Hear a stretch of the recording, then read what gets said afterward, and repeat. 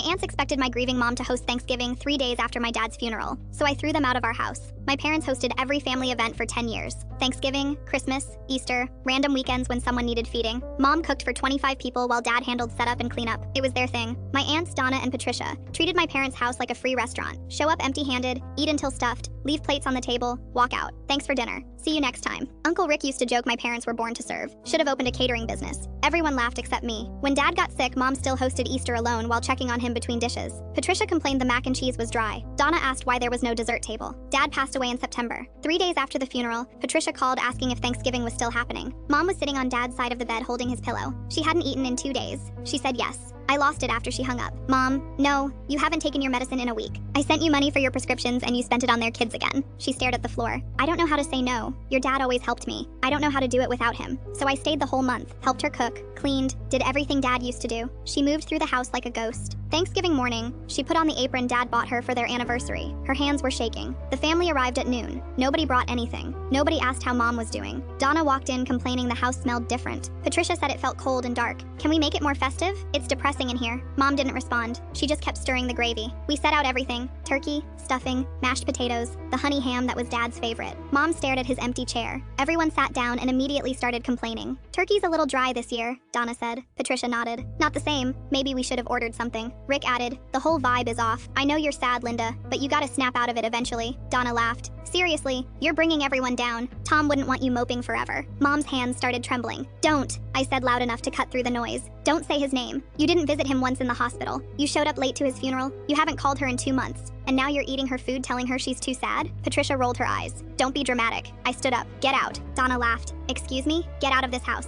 Now. You can't kick us out. Linda, are you hearing this? Mom looked up, took off her apron, set it on dad's chair. She's not kicking you out. I am. Dead silence. I just lost my husband, the only person who ever helped me. And you show up complaining about the food? Calling me depressing? I've given this family everything for 10 years and you couldn't pretend to care for one meal. Donna stood. You're being ridiculous. Maybe, but I'll be ridiculous in my own house. Leave. I grabbed Patricia's coat and held the door open. One by one they left. Donna muttered something about ungrateful family. Rick said nothing. The door closed. The house went quiet. Mom sat down at the table and looked at all the food. Seems like a waste, she said. I sat beside her. Then let's not waste it. We ate Thanksgiving alone. She told me how dad burned their first turkey, how he proposed in this kitchen, how he snuck extra gravy when she wasn't looking. We laughed. We cried. We watched his favorite movie in his favorite chairs. Best Thanksgiving we ever had. That was a year ago. We don't host anymore. We cook just enough for 2 and set a small plate by dad's photo. Patricia texts asking if holidays are back to normal yet. I never respond. Last month, Donna asked mom to host Christmas. For the kids. They miss the big gatherings. Mom replied with 3 words. Cook it yourself.